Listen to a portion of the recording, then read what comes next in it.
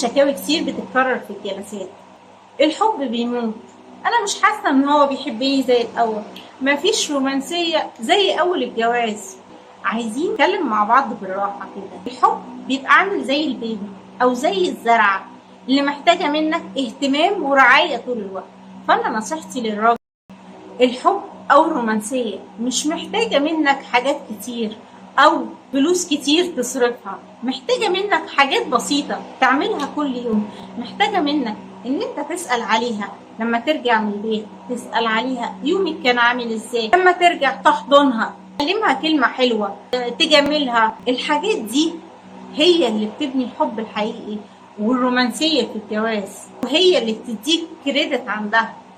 شاركونا في التعليقات ايه الحاجة اللي هتبدأوا تعملوها عشان تجددوا الحب في حياتكم. اشوفكم على خير في وعي جديد من وعي في دقيقة.